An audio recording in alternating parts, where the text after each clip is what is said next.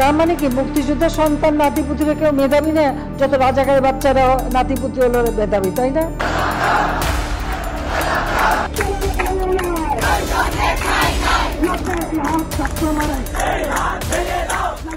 2024 জুলাই শুরু হওয়া কোটাবিরোধী আন্দোলন একসময় ছাত্র জনতার গণ অভ্যুত্থানের রূপ নেয়, যা পরবর্তীতে সরকার পতন ঘটায়। আন্দোলনের শুরুর দিকে 15 জুলাই ঢাকা বিশ্ববিদ্যালয়ে অবস্থানরত আন্দোলনকারী শিক্ষার্থীদের উপর অতর্কিত হামলা চালায় ছাত্রলীগ। এর প্রেক্ষিতে বিভিন্ন হল ক্যাম্পাসে ছাত্র রাজনীতি নিষিদ্ধের দাবি ওঠে। তবে গণ অভ্যুত্থানের 1 বছর শেষে আবারও বিশ্ববিদ্যালয় ক্যাম্পাসগুলোতে ছাত্র রাজনীতি ফিরতে দেখা যাচ্ছে। এ নিয়ে সাধারণ শিক্ষার্থীদের মাঝে রয়েছে মিশ্র প্রতিক্রিয়া। যদি ধরেন স্বৈরাচারের কোনো বিষয়টা যদি ফুটে ওঠে এদের মধ্যে, তাহলে ধরেন এই ছাত্র রাজনীতিটা বা দলীয় রাজনীতিটা আমাদের দরকার নাই।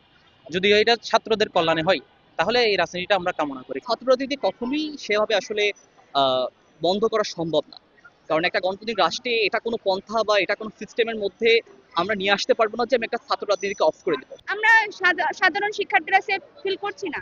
2 দিন পরে আমাকে পিটানো হবে না, 2 দিন পরে ওকে পিটানো হবে না, সে গ্যারান্টি কে দিবে? তাহলে এই যে একটা আধিপত্য বিস্তার এখনই শুরু হয়ে গেছে, অবশ্যই এটা আমরা বন্ধ চাই। কারণ তাদের তো ক্যাম্পাসগুলোতে নিয়ন্ত্রণ নেওয়া লাগে, ক্যাডার পালা লাগে। সেই প্রেক্ষিতে কিন্তু আসলে জাতীয় রাজনীতির দলগুলা তাদের ছত্রছায়ায় ছাত্র রাজনৈতিক দলগুলারে ক্যাম্পাসে বসায়, তাদের দ্বারা বিভিন্ন টেন্ডারবাজি থেকে শুরু করে বিভিন্ন দখলদারিত্বের রাজনীতি করে। আন্দোলন চলাকালীন সময়ে বৈষম্যবিরোধী ছাত্র আন্দোলনে ঘোষিত 9 দফায় দলীয় লেজুর ভিত্তিক ছাত্র রাজনীতি নিষিদ্ধ ও ছাত্র সংসদ চালু করার দাবি জানানো হয়।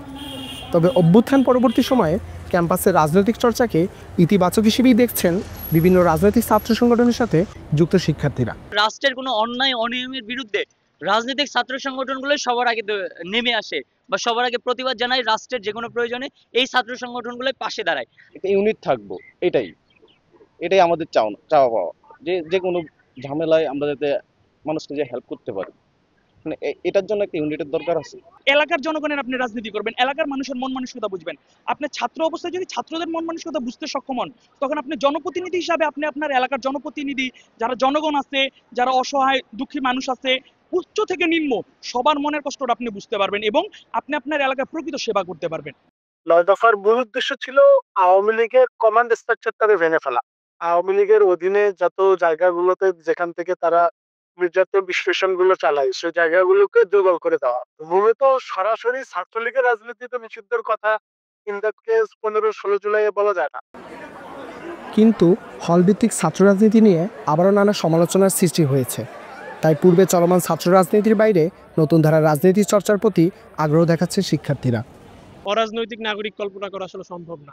সেক্ষেত্রে আমাদের আমি মনে করি যে রাজনীতি নিষিদ্ধ হবে কি নিষিদ্ধ হবে না, কোন ফরম্যাটে হবে নাকি না হবে, তার থেকে বড় কথা হচ্ছে আমরা আমাদের রাজনীতির কালচারটা চেঞ্জ করতে পারতেছি না কিনা। আসলে প্রকৃতপক্ষে শিক্ষার্থীদের প্রতিনিধিত্বশীল কোনো রাজনীতি যদি এখানে প্রতিষ্ঠিত করা যায়, সেটার জন্য অবশ্যই আমরা ছাত্র সংসদ নির্বাচনের কথা বলছি, যেটার মাধ্যমে প্রকৃত শিক্ষার্থীরা যারা ছাত্রত্ব আছে যাদের, তারাই সেখানে পার্টিসিপেট করবে, অংশগ্রহণ করবে। পার পলিটিক্সের বাইরে কিন্তু অনেকগুলো পলিটিক্স আমরা দেখতে পাই। এখানে কালচারাল পলিটিক্স আছে, বিভিন্ন রকম বুদ্ধিবৃত্তিক পলিটিক্স আছে। আমরা চাইলে শিক্ষার্থীদেরকে বা আমরা নিজেরা এইভাবে অ্যাকোমোডেট হয়ে রাজনীতি করতে পারি। ছাত্র সংসদে সেখানে কোনো একটা দলের যদি প্যানেল থাকতে পারে সেটা ভিন্ন কথা, তবে সেই প্যানেলে আমি মনে করি যে সাধারণ শিক্ষার্থীদের একটা অংশগ্রহণ জরুরি। জুলাই অভ্যুত্থানের সহিংসতার দায়ে ছাত্রলীগকে 2024 সালের 23 অক্টোবর নিষিদ্ধ করে অন্তর্বর্তীকালীন সরকার। তাদের নিষিদ্ধতা আমরা মানি না ভাই। আমরা লক্ষ্য করেছি এই সমস্ত ছেলেগুলো বিভিন্ন সময় আগ্রাসী ভূমিকা থাকতো, যারা অন্যান্য ছাত্র সংগঠনকে বেশি আগ্রাসী ভূমিকা নিত বা কিছু হলেই ঝাঁপিয়ে পড়তো হেলমেট মাথায় দিয়ে। এখন দেখা যাচ্ছে তারাই আসলে শিবির ছিল। তারা বিভিন্ন সিস্টেমে বিভিন্ন কৌশলে ছাত্রলীগের ভিতরে ঢুকছে, ছাত্রলীগকে হেয় করার জন্য, ছাত্রলীগের বদনাম করার জন্য।